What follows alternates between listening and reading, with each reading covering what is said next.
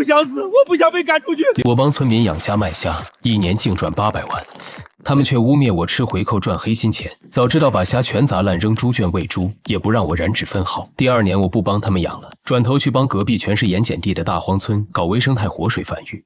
没想到赚得盆满钵满，而白水村却因为乱改设备，导致小龙虾死绝。看着天价违约金，他们哭着跪求我回去帮他们，我只是笑了笑。当初把我逼走的，不正是你们自己吗？来，让我们敬陈默一杯。要不是陈默这小子从大城市带回来的新技术，咱们村的几百亩废水塘能养出这么肥的小龙虾吗？这第一批出栏，咱们全村就净赚了800万呐！村主任刘广生举着酒杯，一张胖脸喝得通红，唾沫星子横飞。底下的村民纷纷举杯，看向我的眼神里满是狂热。有人在盘算着翻修房子，有人在商量着给儿子买车。我揉了揉布满红血丝的眼睛，干了杯里的白酒。火辣辣的感觉顺着喉咙流进胃里，却缓解不了我连熬了半个月通宵的疲惫。我是陈默，原本在省城做生鲜供应链的架构师。为了把家乡的死水塘盘活，我辞了100万年薪的工作，砸进了自己工作5年攒下的200万积蓄，改造水质，研发特种饲料。最重要的是，我倒贴钱给村里建了一套活养冷链物流站。小龙虾这东西一旦出水，死亡率极高，但在我的冷链运输下，白水村的虾能以98%的存活率直达1线城市的顶级连锁餐厅。这就是我们能卖出好价钱的原因。大家开心就好，这只是第1批，等第2批虾高肥了，利润还能再翻1成。不过接下来的冷链基站还得扩建，大家这2天辛苦点。突然，我的发小赵强猛地将一本账册砸在了饭桌上。陈默，说这些之前是不是该好好对对账啊？喧闹的大院瞬间安静下来，所有人的目光都集中了过来。强子，你发什么酒疯？账目不是昨天会计都核算过了吗？昨天核算的是你给我们看的洋账。陈默，你真把全村人当傻子耍？你在外面打工学到的本事，就是回村来吸我们这些乡亲们的血吗？此话一出，全场哗然。我猛地站起身。强子，你瞎放什么屁？我放屁！赵强一把翻开账册，举在半空中。大家看看，这是我托市里的熟人去查的生鲜物流底单。陈默报给我们的冷链运输费是1吨1500块，但实际上呢，他用的货车和制冷设备加上过路费，1吨的成本顶天了才600。人群中立刻传来倒吸凉气的声音。赵强越说越激动。还有他非逼着我们买的那种特种饲料，30块钱1斤。我找人看了，里面的成分跟镇上8块钱1斤的普通饲料一模一样。这1年下来，陈默起码在中间吃了我们500万的回扣。500万！我的老天爷！我说他怎么那么好心跑回来带我们致富，原来是大头全进他自己口袋了。黑心肠啊，连自家人都坑！一瞬间，刚才还对我感恩戴德的村民们眼神全都变了，那些狂热变成了质疑、愤怒，甚至是毫不掩饰的怨毒。我死死盯着那本漏洞百出的账册，心底涌起一股极度荒谬的感觉。普通饲料，我配的饲料里加了稳定水质的微量元素和预防黑腮病的抗体素，那是肉眼能看出来的吗？冷链成本600，他不把液氮损耗、活养泵折旧和沿途补给站的维护费算进去，只算个油费和过路费。赵强，你脑子进水了吗？冷链的核心是活养和温控系统，你只算油费，还有饲料。村主任刘广生突然站了出来，他那张刚才还笑成一朵花的胖脸上，此刻布满了冷酷和鄙夷。你少在这拽什么专业名词！陈默，强子把证据都拍在我脸上了。我们念在你是本村人的份上，不想报警抓你。你现在把合作社的公章交出来，还有那个冷链基站的钥匙。从今天起，白水村的小龙虾不用你管了。看着刘广生那副有恃无恐的表情，再看着赵强眼底藏不住的贪婪和得意，我突然全明白了。他们不是真的觉得我贪污了，他们是觉得这套模式已经跑通了，钱赚到了，我已经没有利用价值了。刘主任，你确定要这么干？我气急反笑。冷电基站的设备是用我的钱垫资买的，水质维护的技术全在我的脑子里。你们把我踢出去，就不怕这摊子砸在手里？吓唬谁呢？赵强抄起板凳，猛地砸在地上。喂虾谁不会？不就是按时撒料吗？冷链机房不就是几个大冰柜？没你这吸血鬼，我们赚的更多。就是滚出白水村，把骗我们的钱吐出来！群情激愤，有几个年轻力壮的甚至已经围了上来，手里攥着酒瓶和铁锹。我看着这群我熬了半年心血带出来的人，心底最后那一丝故乡情结彻底被烧成了灰烬。我心灰意冷地站起身。刘主任，赵强脑子蠢，我不怪他，但你是个老狐狸，就凭你们俩，不敢这么明目张胆地吞我的盘子。告诉我，我死死盯着他的眼睛，是谁在背后给你们兜底，让你们觉得离了我陈默，你们的虾还能卖得出去？刘广生脸色微微一变，但紧接着冷笑一声：“陈默，你确实聪明，但你挡了别人的财路。人家说了，只要赶走你，以后的虾全部免物流费，比你的价格再高2成收购。”我眼眸猛地一缩，免物流费，高价收购，在这个行当里能开出这种违背商业常理条件的，只有为了抢占区域垄断权不择手段的资本大鳄。这根本不是一场简单的村民背叛，这是一场蓄谋已久的商业猎杀。我连1秒钟都没有多留，转身走出了村委会大院。身后有人点燃了一挂早就准备好的大地红鞭炮，欢呼声震耳欲聋，噼里啪啦的炸响声在闷热的夏夜里显得格外刺耳。他们像是在庆祝推翻了一个剥削他们的地主，又像是在迎接即将到来的破天富贵。我回到村委那间租来的砖房收拾行李，门刚推开，赵强就带着几个年轻力壮的村民挤了进来，像防贼一样死死盯着我。陈默，丑话说在前面，公家的东西你一根螺丝钉都不准带走。赵强手里掂量着一根实心木棍，眼神里满是小人得志的猖狂。这些可都是我们白水村的集体财产。我冷冷地瞥了他一眼，没有说话。我拉开拉链，只装了几件换洗衣服，然后拔下桌上那台黑色笔记本电脑的电源线，塞进包里。那是我的工作本，白水村那套活氧冷链系统的核心温控算法，以及特种饲料的微量元素配比，全在这个硬盘里。外面的硬件设备、制冷机、活氧泵，确实是用我的200万积蓄买的。但既然已经翻脸，我懒得去跟这群法盲扯皮打官司。硬件他们拿去也只是个空壳，没有我的核心参数实时校准，那套精密设备不出半个月就会变成一堆废铁。背上包，我大步迈出房门，刚走到村口那棵大榕树下，一辆黑色的奔驰 S 级轿车悄无声息地停在了那里。车门推开，一个西装革履、梳着背头的中年男人走了下来。村主任刘广生立刻满脸堆笑迎了上去。王总，您怎么还亲自跑一趟？虾我们已经打包好，马上就能装车了。我停下脚步，眼睛微微眯起。王凯，林氏水产大佬徐海成的头号心腹。徐海成这几年一直在疯狂扩张生鲜版图，早就眼红我打通的这一条高存活率冷链直供渠道。看来这就是刘广生和赵强敢一脚踢开我的底气。王凯拍了拍刘广生的肩膀，目光却越过他，直勾勾地落在了我的身上。他嘴角勾起一抹得胜者的嘲讽，迈步朝我走来。陈总，久仰了。说实话，你设计的这套冷链基站确实漂亮，徐董让我替他谢谢你，花了200万替我们把前期最苦的基建活给干了。他故意把200万3个字咬得很重，眼神里满是戏谑。不用谢，硬件好偷，核心技术没那么容易消化。下个月就入伏了，希望你们的人懂得怎么在38度的高温下处理水体氨氮飙升和冷链温差骤变的连锁反应。王凯嗤笑一声，陈总，都这个时候了，就别吓唬人了。不就是制冷加打氧吗？我们集团手下几百号技术员，还玩不转你这几个冰柜，你还是多操心操心你自己吧。听说你可是净身出户，晚上有地方睡吗？这就不劳王总费心了。我没再理会他的挑衅，头也不回地离开了。走到半路，我隐约听见身后传来刘广生的声音：“王总，那咱们之前说的免物流费再加价2成收购。”放心吧，老刘，合同我都带来了。不过咱们丑话说在前面，集团给你们这么优厚的条件，你们也得保证质量。合同里有一条附加协议。如果死虾率超过5%，或者出现病虾，不仅要退回全款，还要赔偿集团10倍的渠道违约金。有问题吗？没问题，绝对没问题。这设备好着呢，虾怎么可能死啊？强子，赶紧签字。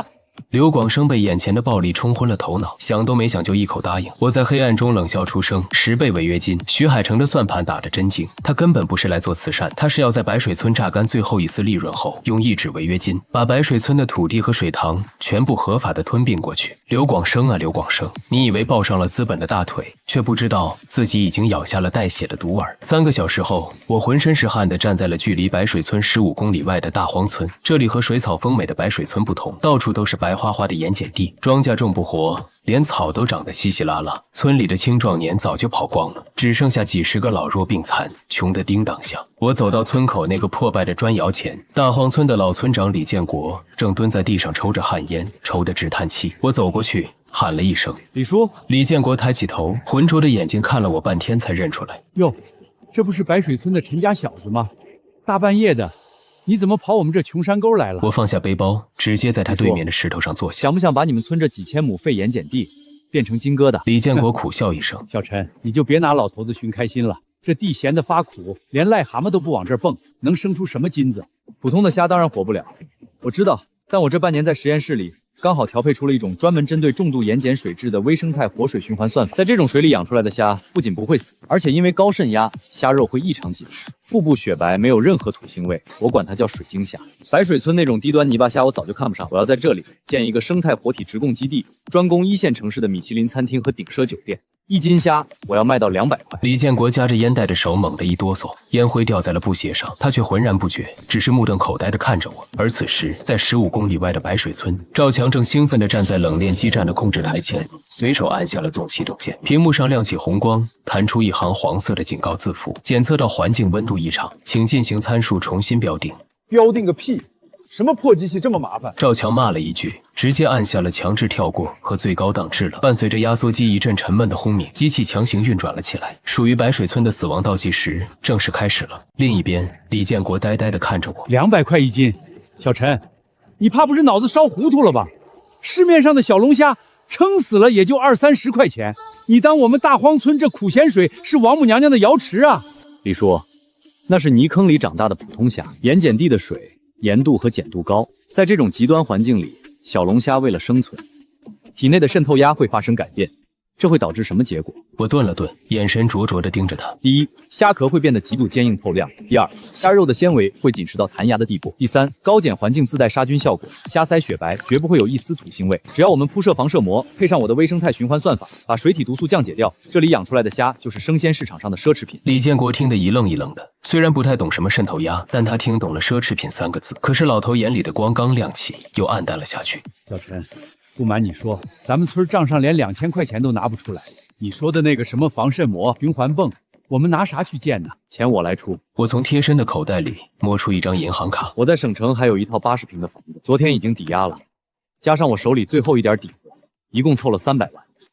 这笔钱全部用来做大荒村的基建。我看着李建国震惊到微微颤抖的嘴唇，语气没有一丝波澜，仿佛押上的不是我的全部身家，而是一顿早饭钱。李叔，我出技术和全部资金，你们出这5000亩没人要的盐碱地，外加全村的劳动力，利润我拿70%，村里拿30%，敢不敢跟我赌这一把？赢了大荒村家家户户盖小洋楼，输了我沉默去跳江，你们也就是白出了点力力，地还是你们的地。夜风吹过破败的砖窑，四周死一般的寂静。李建国死死盯着那张银行卡，又看了看我那双布满血丝却犹如孤狼般的眼睛。半晌，老头猛地起身，干了！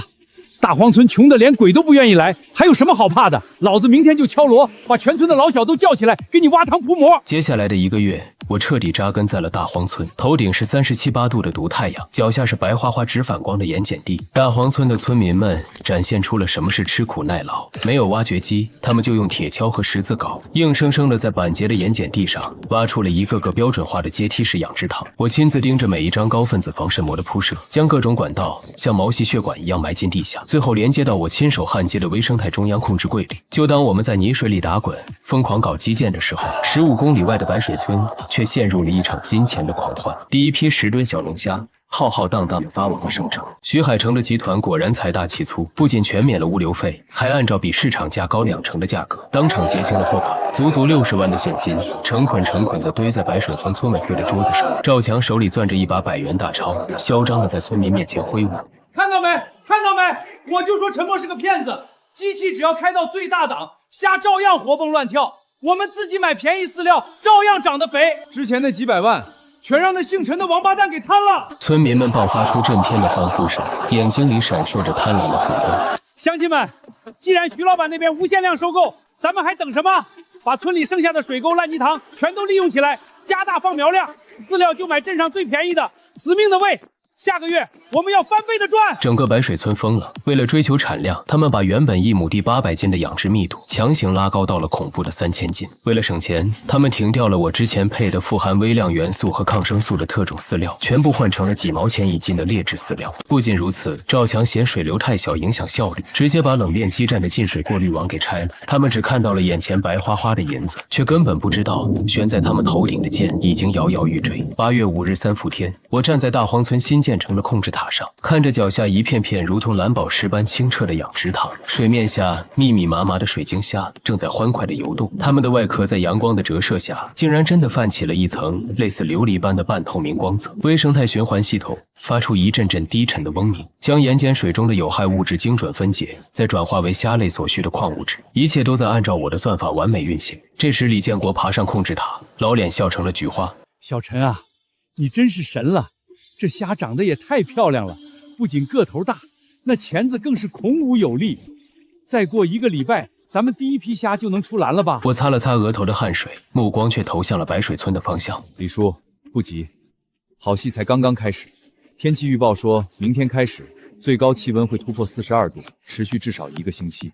李叔，你知道什么叫黑鳃病吗？李建国愣了一下。啥病？一种在高温、高氨氮水质下专门针对小龙虾的烈性传染病。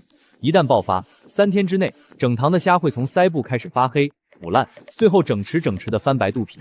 白水村的那帮人把制冷机当成了万能神药，明天徐海城的第2批货款就要变成催命符。接下来连续3天的高温，让整个白水村变成了一个巨大的露天桑拿房，空气中没有一丝风，只有令人窒息的闷热，以及一股越来越刺鼻的类似于臭鸡蛋混合着死鱼的腥臭味。正午时分，赵强连滚带爬地冲进了村委会办公室，满脸煞白地喊道：“广生叔，出事了，出大事了！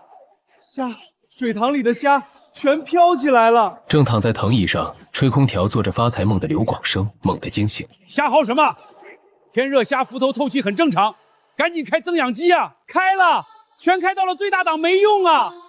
您快去看看吧，不是浮头，是翻白肚皮了，而且那些虾的腮帮子全黑了。”刘广生脑袋里嗡的一声，鞋都没穿好，光着一只脚就往外跑。等他们赶到村里最大的那个养殖塘时，眼前的景象让刘广生两眼一黑，差点一头栽进水里。原本应该清澈见底的水塘，此刻变成了一锅浓稠的墨绿色毒汤。高温彻底引爆了那些沉底的劣质饲料残渣，水体中的氨氮指标直线飙升，水面上密密麻麻地漂浮着一层死虾，散发着令人作呕的恶臭。而在水下，更多还没死透的小龙虾正疯狂地往岸上爬，随便捞起一只就能看到它们原本白净的鳃部，此刻已经变成了腐烂的焦黑色黑鳃病。在这个极度恶劣的环境下，如同瘟疫一般，在超高密度的虾群中彻底爆发了。刘广生浑身哆嗦着，嘴唇发紫。怎么会这样？怎么会这样？陈默在的时候，从来没出过这种事儿啊！叔，现在提那个瘟神干嘛？肯定是这鬼天气闹的。现在怎么办？今晚王凯就要来拉第2批货了，整整20吨。要是交不出货，按照合同，咱们得赔徐海城10倍的违约金，那可是大几百万啊！把咱们全村的房子抵押了都不够赔。听到10倍违约金，刘广生如坠冰窟，原本发热的头脑瞬间清醒了，取而代之的是一种亡命徒般的疯狂。不能赔，死也不能赔！刘广生一把揪住赵强的衣领，布满红血丝的眼珠子死死瞪着他。听着，趁着现在还有大半的虾没死透，立刻敲锣让全村人来捞，死的扔掉，只要是活的，管他是不是黑鳃病，全给我捞进冷链基站里去！赵强愣住了。可是叔，那些病虾王凯的人一眼就能看出来啊，而且他们根本撑不到省城。刘广生一巴掌扇在赵强后脑勺上，恶狠狠地说道：“你是不是猪脑子？陈默那套冷链设备不是牛逼吗？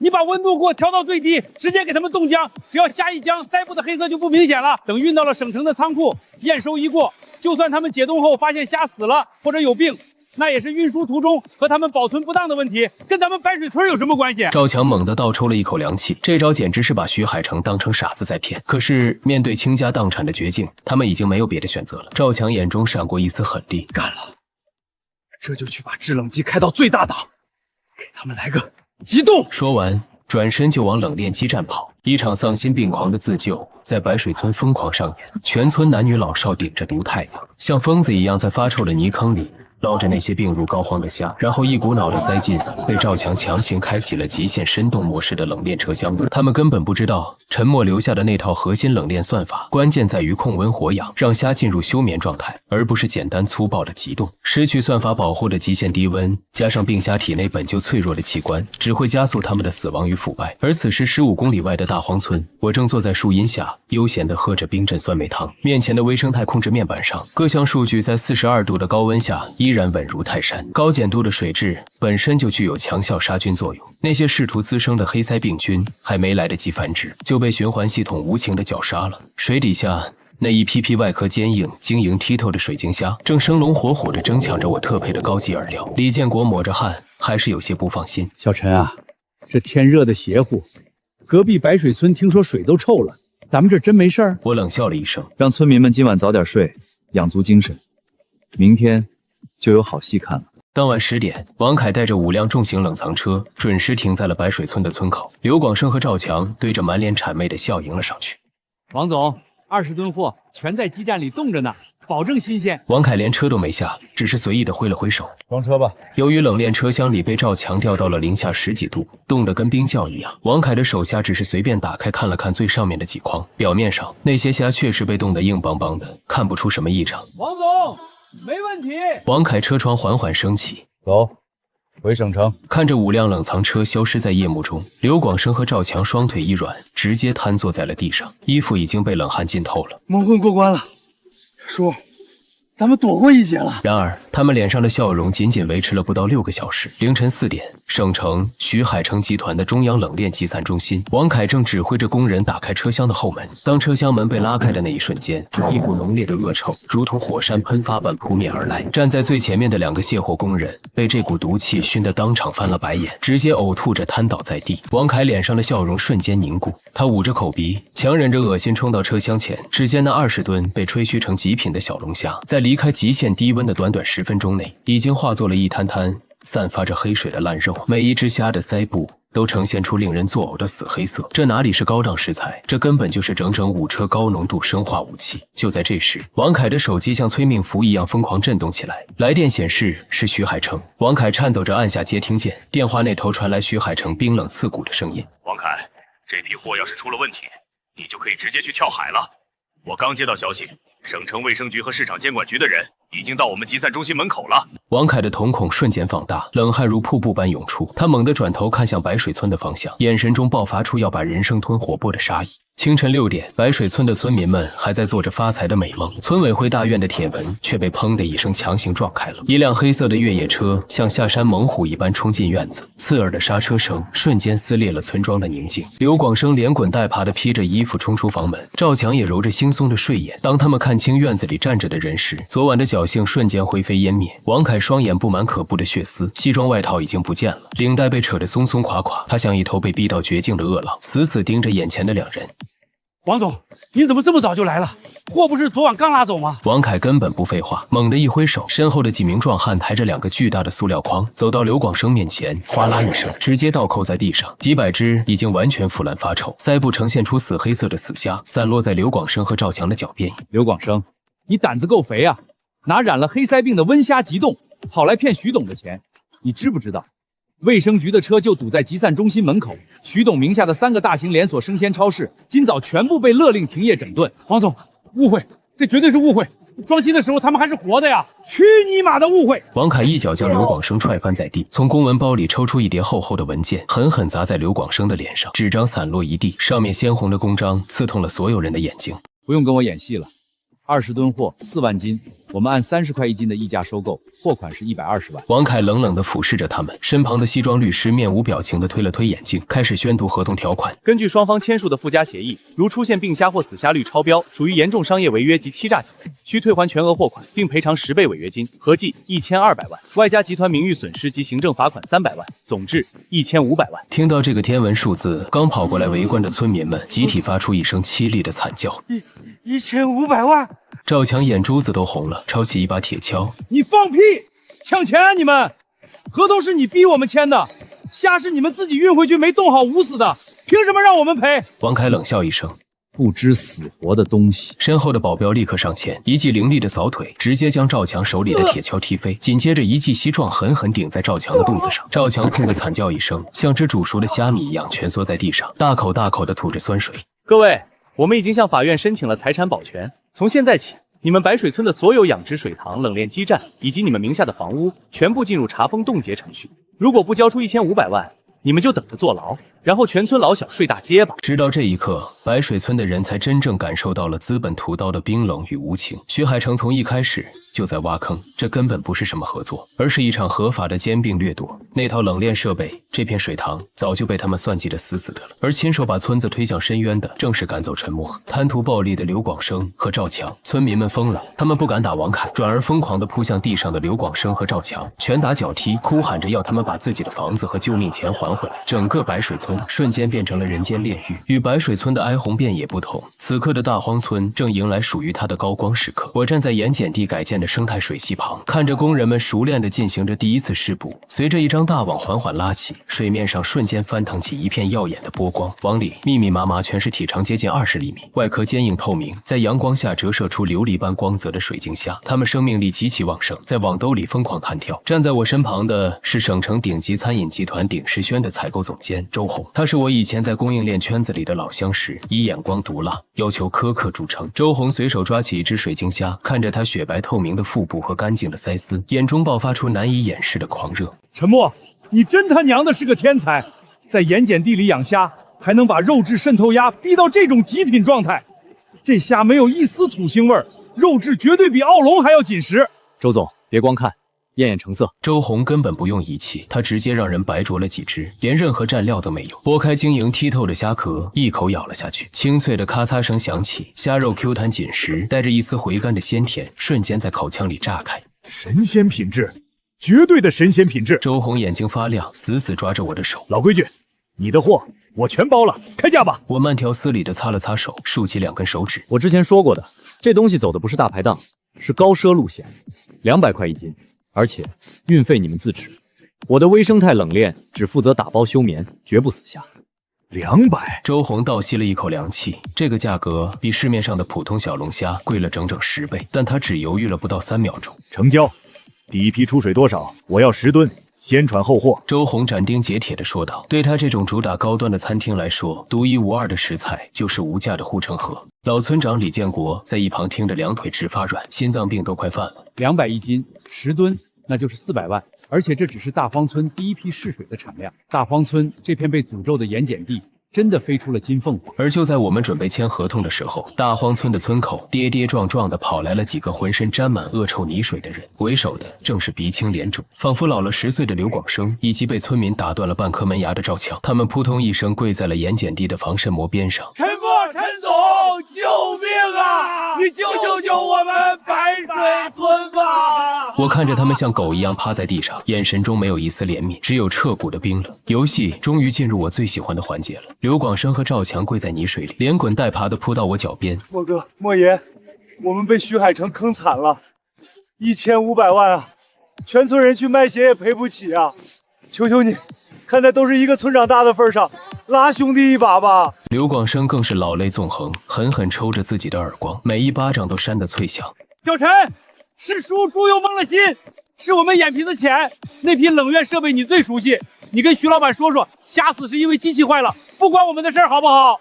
只要你肯出面作证，村里那套设备还有几百亩水塘全还给你。我居高临下的看着这两个如同丧家之犬般的男人，心里没有愤怒，只有一种看跳梁小丑般的悲哀。还给我，刘主任，你是不是忘了，那套冷链基站本来就是我花200万建的，你们强过去，搞砸了。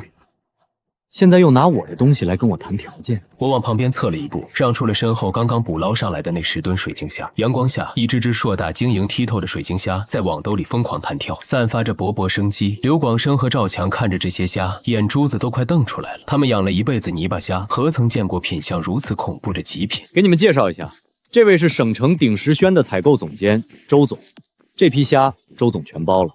你们猜猜多少钱一斤？刘广生咽了一口带血的唾沫，试探着比划了一个数字。50。周红在一旁嗤笑出声，摇了摇头。陈老弟这手艺50块连个虾壳都买不到，200一斤，先喘后货。就这10吨，400万现金，我已经让人打到大荒村的账上了。200。听到这个数字，刘广生像被雷劈了一样，一屁股瘫坐在烂泥里，双眼空洞，浑身颤抖。赵强更是发出了一声犹如野兽般的惨嚎，双手死死抓着头发，指甲深深抠进头皮里。现在知道心疼了。我蹲下身，直视着刘广生那双充满懊悔的眼睛，一字一顿地撕开他们最后的遮羞布。你们真以为我配的30块一斤的特种饲料是用来吃回扣的？那是高浓度的微生态抑菌酶，是为了压制高密度养殖下的氨氮毒素。你们换成几毛钱的饲料，就等于是在水里投毒。你们真以为冷链就是个大冰柜？那是活体休眠舱，需要算法实时调节溶氧量和温度曲线。你们把进水过滤网拆了，把温度调到最低给病虾急冻，这就是在加速它们的腐烂。我的声音不大，却像一把把重锤，将他们的心理防线砸得粉碎。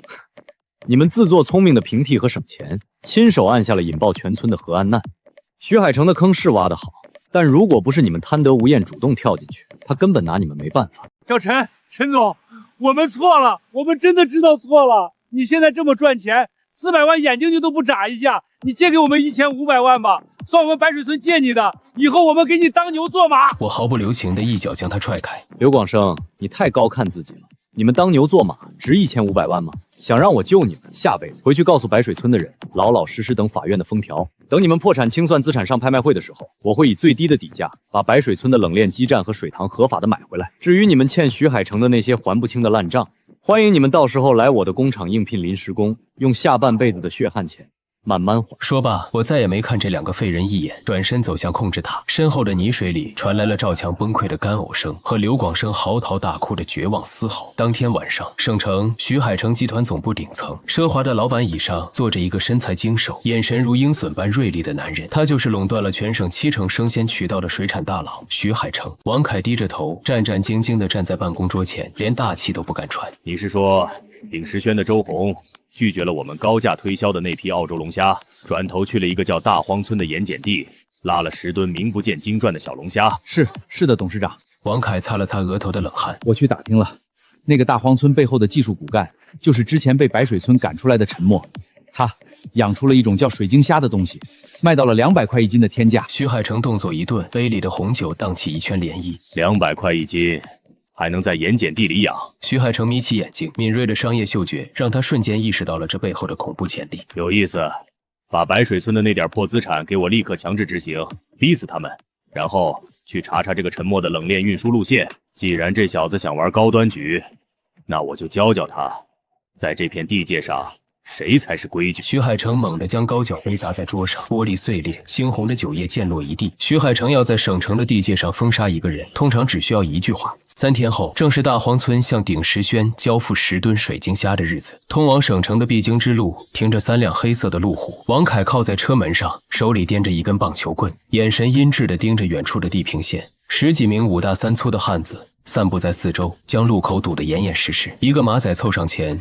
王总，徐董发话了，今天连一只大荒村的虾米都不准进省城。王凯接过烟，冷笑一声：“那是自然，在我们的地盘做生鲜，还想绕过徐董的盘子？陈默懂点养殖技术，就以为能上天了。今天我就教教他，物流这条道水有多深。”正说着，远处的公路上扬起一阵尘土，3辆印着大荒村生态农业字样的冷藏轻卡正不紧不慢地朝这边驶来。来了！给我王凯一拦下！声令下，几辆越野车猛地横切出去，伴随着刺耳的刹车声，硬生生将3辆冷藏卡车逼停在路中央。卡车司机是个50多岁的大荒村村民，吓得脸色煞白，死死锁住车门，不敢下车。王凯拎着棒球棍大摇大摆地走过去，砰的一声砸在挡风玻璃上，蛛网般的裂纹瞬间炸开。滚下来！例行检查。我怀疑你们车里携带传染性病虾。司机哆哆嗦嗦地被拽了下来，王凯看都没看他一眼，径直走到卡车尾部，一挥手，把门给我撬开。徐董说了，要是发现虾，连车带货全给我砸了，算在白水村的烂账上。几个马仔立刻拿着撬棍上前，嘎吱几声刺耳的金属摩擦音后，冷藏车厢沉重的大门被强行拽开，一股冷气扑面而来。车厢里整整齐齐的码放着上百个蓝色的水产转运桶。哼，200块一斤的虾是吧？今天全他妈变成死泥鳅！王凯眼中闪过一丝残忍的快意，他一跃跳上车厢，抡起棒球棍，对准最前面的一个蓝色大桶狠狠砸了下去。塑料桶4分5裂，里面的液体如同瀑布般倾泻而出，溅了王凯一身，没有虾，连一根虾须都没有。满地流淌的只有带着浓烈咸苦味的黄褐色泥水。王凯愣住了，他抹了一把脸上的泥水，像条疯狗一样冲向其他水桶，一连砸开10几个，全是一模一样的盐碱地黄泥水。王凯一把揪住那个吓得发抖的司机，目眦于货呢？大荒村的虾呢？陈默把货藏哪儿了？司机结结巴巴地说道：“陈总说，让我们今天拉着这些废水去市里的化工厂做净化处理，没说拉虾呀。”就在王凯浑身发凉，意识到自己被耍了的瞬间，他口袋里的手机响了，是徐海成打来的。电话刚接通，徐海成那仿佛能杀人的咆哮声就震碎了王凯的耳膜。王凯，你是个瞎子吗？陈默的10吨虾，半个小时前就已经活蹦乱跳的送进了鼎石轩的后厨。周红那个老狐狸现在正准备开品鉴会，整个省城的高端圈子都轰动了。你的人在哪儿吃屎呢？王凯如遭雷击，这不可能！全省的冷链物流车队和高速路口都有我们的眼线，他就算是插上翅膀也飞不过去啊！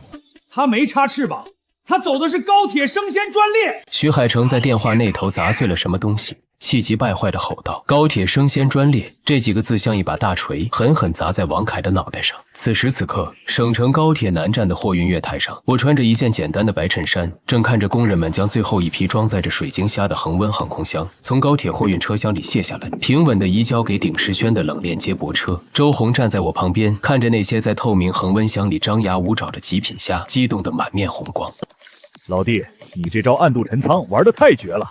徐海成那老东西以为把控了公路和货运站就能拿捏你，他做梦都想不到你居然能搞定铁路局的极速生鲜专线。周红冲我竖起大拇指，我掸了掸袖口上的灰尘，语气平静。徐海成是个土皇帝，他的眼界只停留在占山为王、设卡拦截的流氓阶段，他根本不懂什么是现代物流网络。我以前在电商巨头做供应链架构师的时候，参与搭建的就是覆盖全国的高铁与航空冷链网。只要利润空间足够大，200块1斤的水晶虾绝对撑得起这笔运费。我随时可以调动最高级别的物流资源。徐海成想用几辆破面包车和几个混混去拦截国家级的基建运力，简直是螳臂当车。周总，货安全送到了，后续的市场炒作就看鼎石娟的了。放心吧，过了今晚，全省的高端食客都会知道，除了澳龙和帝王蟹，还有一种顶奢食材叫大荒村水晶虾。徐海成手里的那些高端海鲜配额马上就要缩水了。我点点头，正准备离开，手机突然震动了一下，是一条来自法院的公开拍卖短信推送。因为无力支付徐海成集团的1500万违约金，白水村的所有集体资产，包括我出资建设的那套活氧冷链基站以及800亩水塘的承包权，正式进入强制拍卖流程，底价200万，刚好是我当初垫资的那个数目。我看着手机屏幕，嘴角勾起一抹冰冷的弧度。徐海成，你抢白水村的盘子是想切断我的退路，现在该轮到我来抄你的底了。我拨通了李建国的电话。李叔，账上的钱准备好了吗？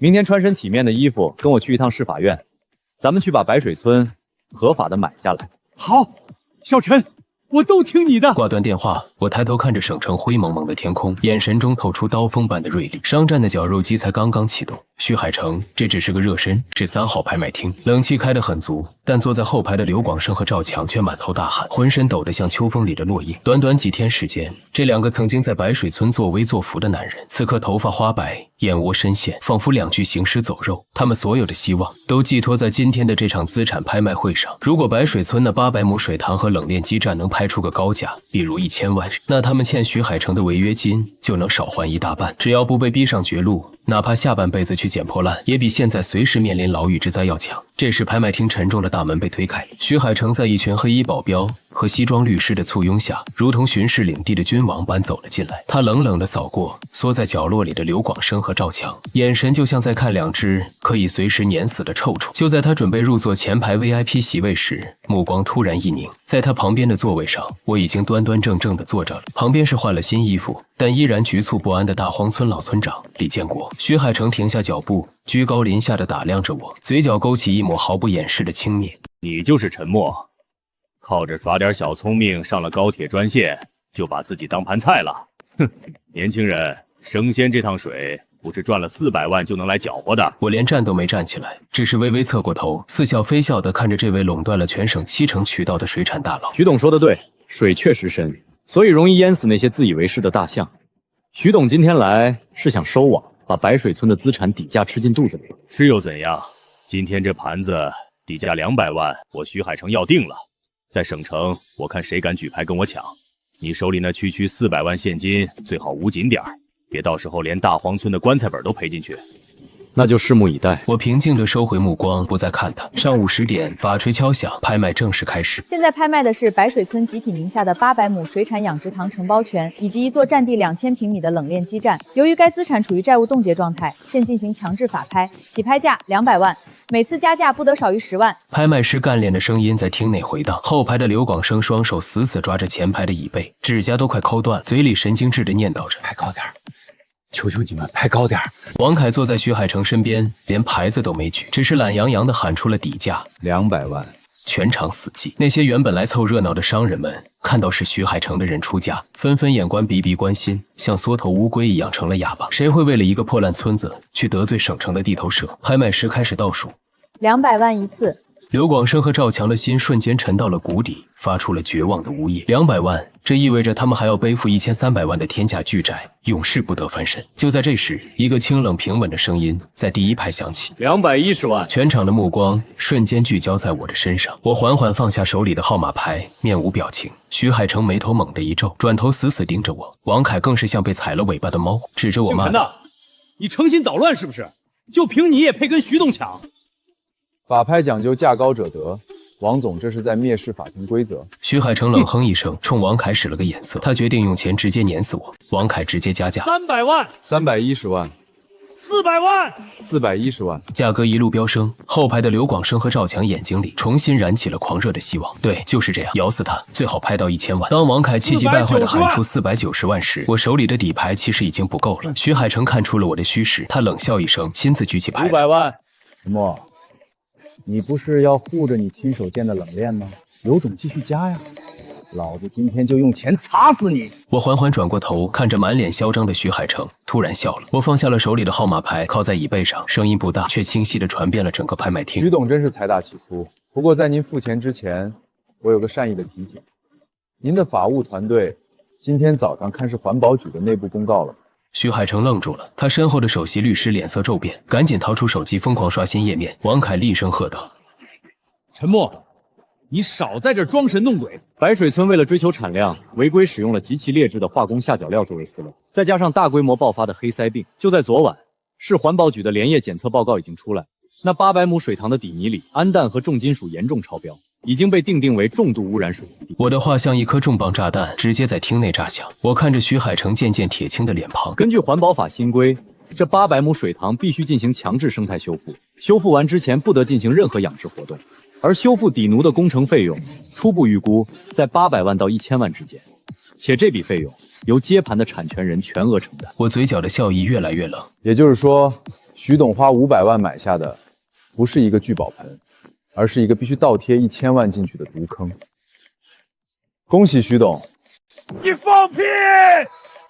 他身后的律师满头大汗地将手机屏幕递到了他面前，上面赫然是环保局刚刚发布的红头文件，一切都和我说的一字不差。徐海成浑身的血液瞬间凉透了。如果他买下这块地，不仅要花500万，还要再倒贴1000万的修复费，而他最需要的养殖基地，可能几年内根本用不了。这简直是个天坑。台上的拍卖师也被这突如其来的变故弄懵了，按照流程开始倒数，500万一次，500万2次。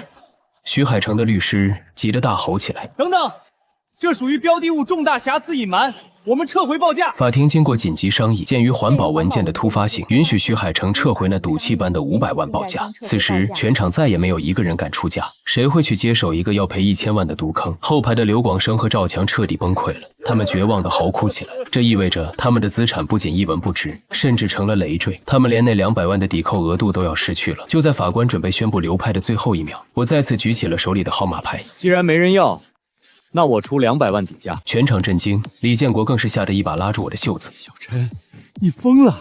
那是个毒坑啊！你要赔1000万的！”徐海成像看疯子一样看着我，随即爆发出一阵充满恶毒的狂笑：“陈默，你脑子进水了！花200万买个废地，还要倒贴1000万，好得很！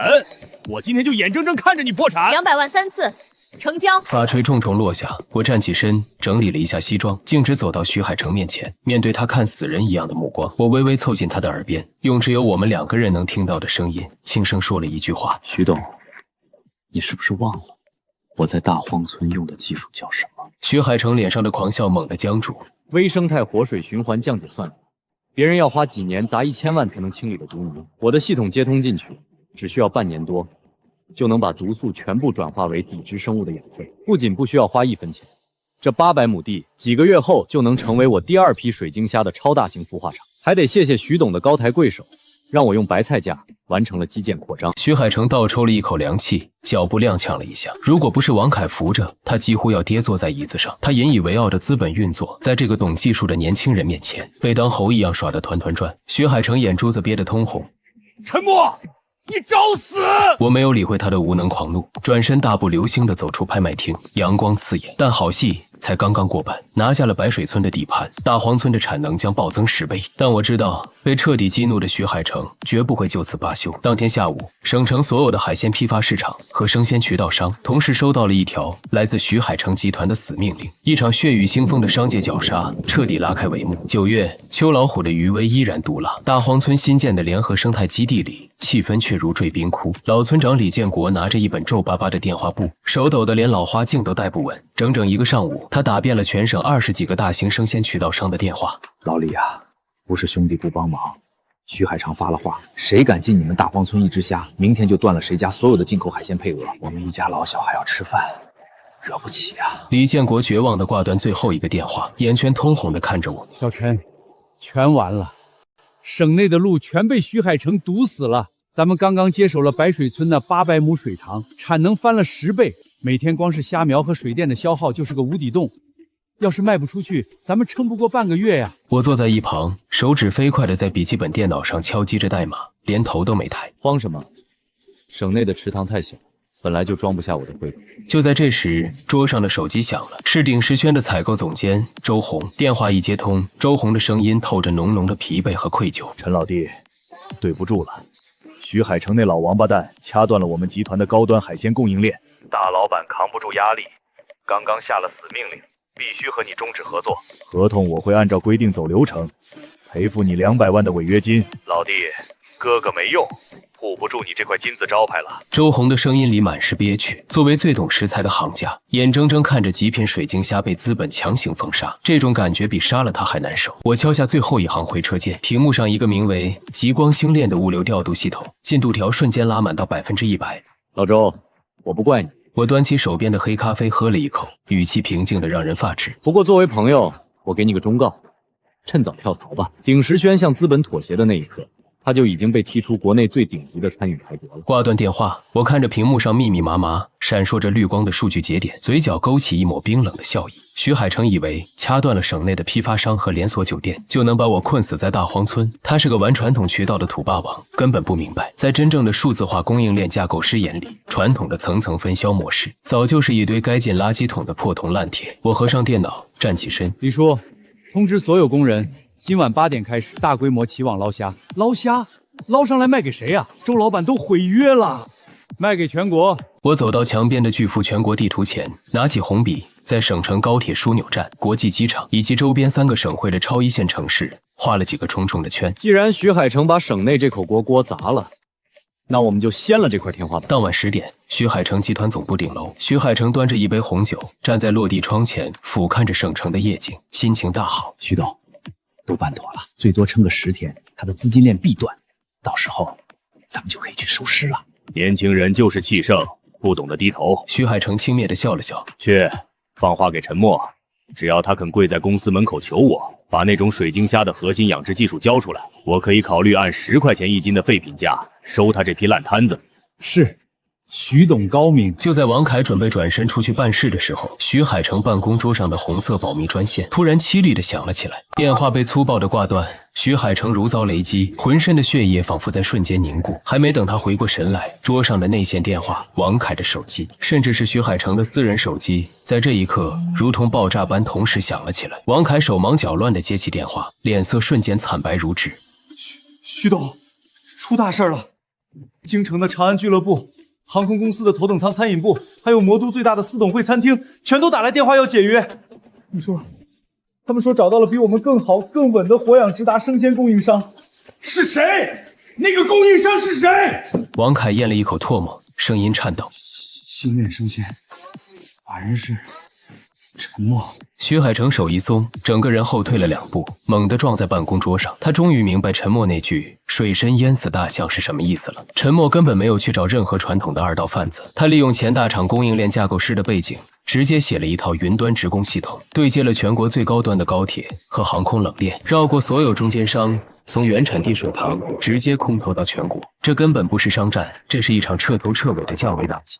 极度的急火攻心之下，徐海成只觉得喉咙一甜，一口鲜血直接喷在了昂贵的地毯上。短短1周时间，省城的生鲜版图发生了堪称12级地震般的裂变，失去全国顶级餐饮客户的背书，徐海成集团的资金链瞬间断裂，银行疯狂抽档，供应商挤兑，曾经不可一世的水产帝国就像一座被抽干了地基的大厦，摇摇欲坠。而更惨的是白水村的人。省城徐氏集团总部大楼下，几名保安挥舞着黑色的橡胶防爆棍，将一群衣衫褴褛、面容枯槁的人狠狠砸翻在地。为首的正是刘广生和赵强。封条昨天已经贴在了他们每家每户的大门上。白水村的集体资产只拍出了200万的底价，扣除这些，他们依然背负着徐海成集团高达1300万的巨额债务。走投无路的村民们只能像乞丐一样徒步走到省城，跪在徐氏集团楼下，祈求徐海成能网开一面，免了那些要命的违约金。王总，你行行好，滚开！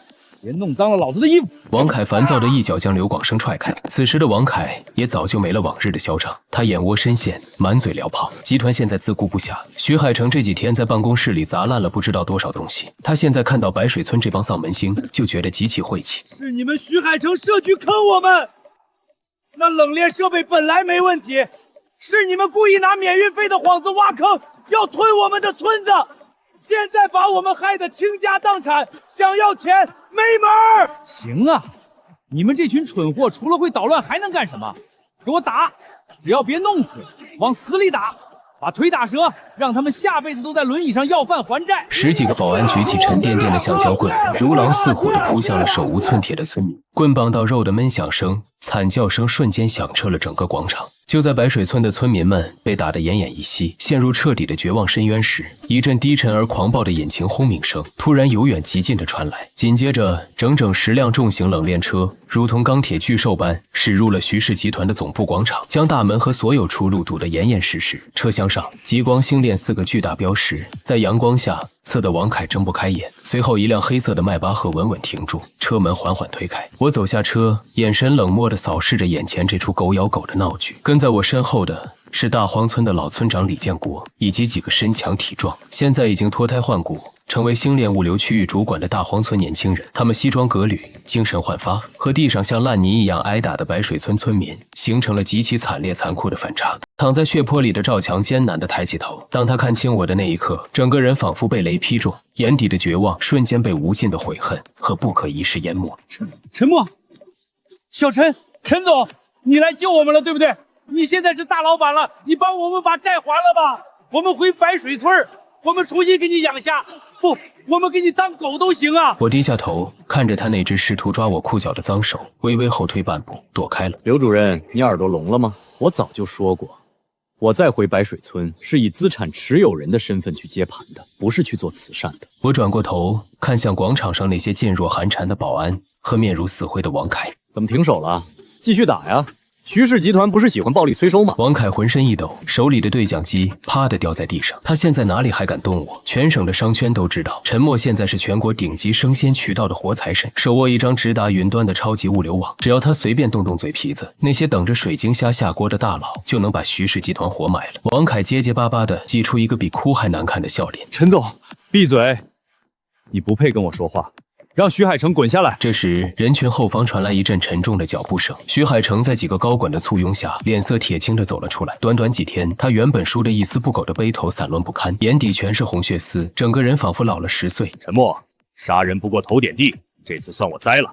我承认我低估了你的降维技术。这样，我们做笔交易。你注资入股我们集团，利用我的线下仓储网和你的线上活水物流，我们联手。至于白水村欠的1300万烂账，就当我的见面礼，直接一笔勾销，怎么样？听到一笔勾销4个字，地上的白水村村民全都停止了哀嚎，眼巴巴地看着我，连呼吸都停滞了。只要我点个头，他们就能从万劫不复的地狱回到人间。我静静地看着徐海成，突然笑了，笑声越来越大，透着彻骨的嘲弄与冰冷。徐海成，你是不是还没搞清楚状况？我要的是你的毁灭。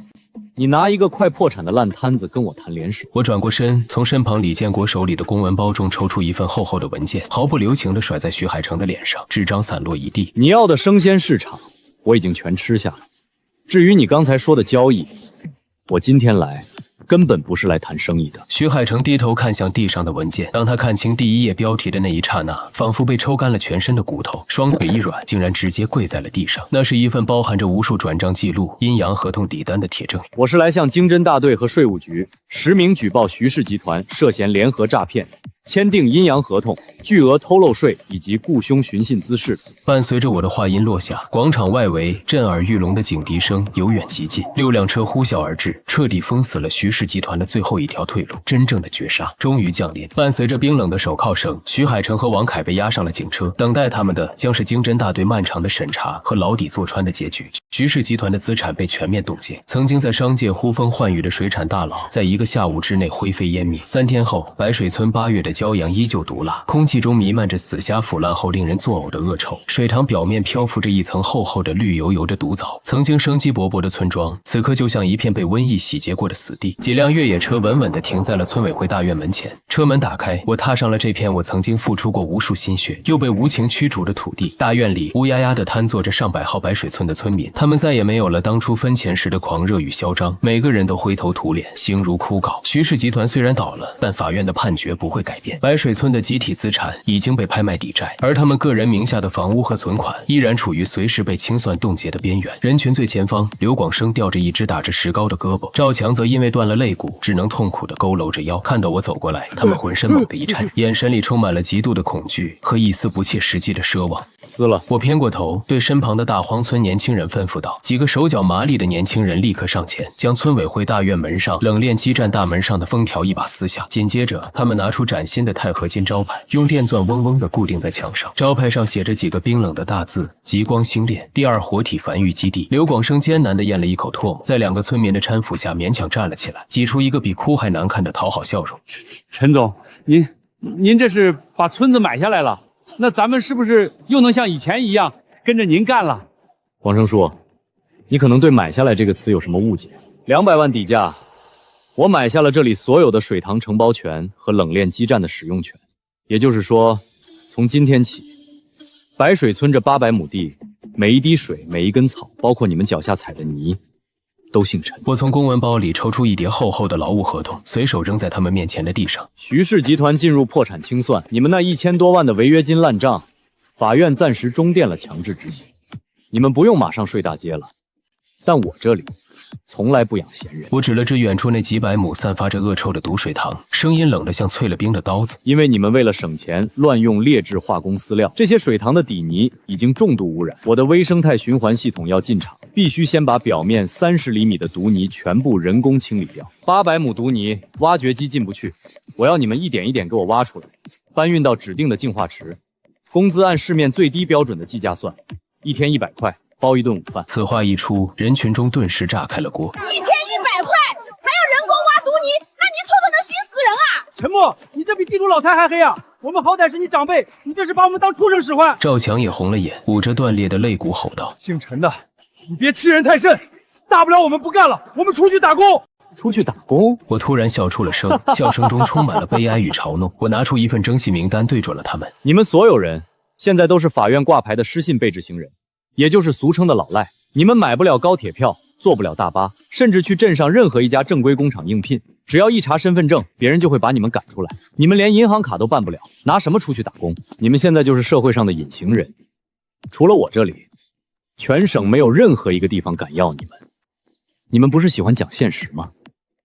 这就是现实。全场死寂，只有风吹过烂泥塘的呜咽声。所有的尊严、侥幸和贪婪，在这一刻被我用最冰冷的数据和规则碾得粉碎。刘广生双腿一软，再次跪倒在地上，老泪纵横。他们终于意识到，自己当初为了那点蝇头小利，究竟卖掉了多么宝贵的自由。我签。一个干瘦的村民颤抖着手，捡起地上的合同，按下了血红的手印。有了第一个，就有第二个。很快，几百名村民排着队，犹如行尸走肉般签下了这份堪比卖身契的劳务合同。我满意的点了点头，收起合同。很好，既然签了字，就要守我的规矩。你们以前那种磨一工偷工减料的臭毛病，最好给我收起来。我打了个响指，几辆货车的车厢打开，大荒村的工人们搬下来一箱箱黑色的电子设备，那是一个个类似运动手环的东西。我拿起一个手环，冷冷地宣布了接下来的管理规则：这是星链系统配套的生物体征与 GPS 定位手环，每个人必须全天候佩戴，它会实时监控你们的心率和所在位置。如果在工作时间内，系统检测到你们的心率低于正常劳动文值超过10分钟，或者离开规定的清淤区域，系统会自动扣除你们当天的全部工资。如果有人敢破坏手环，或者在清淤过程中偷懒导致毒泥残留，我会直接以破坏企业核心生产设备的罪名报警。徐海城在里面挺寂寞的，你们大可以进去陪他。数字化的监控，毫无人性的算法管理，这就是我给这群曾经背叛我的白水村村民量身定制的无期徒刑。看着那些村民颤抖着戴上冰冷的黑色手环，仿佛戴上了沉重的电子镣铐，我转过身准备返回省城。这里的基建已经不需要我操心了。2个月后，凛冬已至，白水村那800亩重度污染的水塘已经被3米高的通电铁丝网彻底封闭，寒风呼啸，夹杂着冰冷的雪花。刘广生和赵强穿着破烂的防水胶衣，正站在齐腰深的冰冷烂泥里，机械地挥舞着铁锹。他们曾经养尊处优，吃回扣，吃得满脑肥肠的身体，此刻枯瘦如柴，脸上布满发紫的冻疮。赵强手腕上的黑色监控手环突然发出尖锐的红光，一旁挂在电线杆上的高音喇叭立刻传出毫无感情的 AI 合成音。编号007，赵强，心率跌破劳动阈值，警告一次，今日若未能完成3吨清淤指标，扣除全部口粮，并进行末位淘汰清算。听到末位淘汰4个字，赵强吓得浑身一个激灵，像疯了一样拼命往手推车里铲除那些散发着刺鼻化学气味的黑泥。他不敢停，连喘息都不敢。在这里，我给他们制定了一套极其残酷的无限流生存游戏规则。在这个被铁网封闭的真实副本里，每天的清淤量就是他们的生命值，达标就能换取1顿热腾腾的糙米饭和一间有暖气的集体板房，不达标就会被扣除生存积分，赶去没有屋顶的废弃砖窑里挨斗。而一旦积分清零，他们将被彻底剥夺这份唯一能让他们在这严冬里苟活的工作，直接扔出铁网，面对老赖寸步难行的绝望社会。我不想死，我不想被赶出去。刘广生一边流着浑浊的老泪，一边用冻僵的手指抠着板结的毒泥。他们就像是一群永远被困在死亡循环里的低级 NPC， 每天为了最基础的生存指标拼尽最后一丝力气，没有休息，没有尊严，用下半辈子的每一滴血汗为他们当初那愚蠢透顶的贪婪和背叛支付着永无止境的利息。这时，一辆黑色商务车停在了铁网外，我走下车后，李建国带着几个高管恭请地迎了上来。陈总，白水村毒泥清理进度比预想中的要快很多，用不了半年就能开始投产。大荒村第2代水晶虾的定向基因繁育已经完成，第一批200吨极品现货已经装上了我们新收购的远洋恒温运输船。我扫了一眼已经看不出原样的白水村的村民们，淡淡的点了点头，干得不错。隔着50米开外的通电铁丝网，刘广生和赵强似乎听到了动静，他们抬起沾满恶臭黑泥的脸，呆呆地看着我。他们的眼神里已经没有了嫉妒，没有了仇恨，甚至连乞求都没有了，只剩下麻木与敬畏。我没再看他们，转身上了车。不久后，一架飞往海外的专机起飞，我即将奔赴新的战场。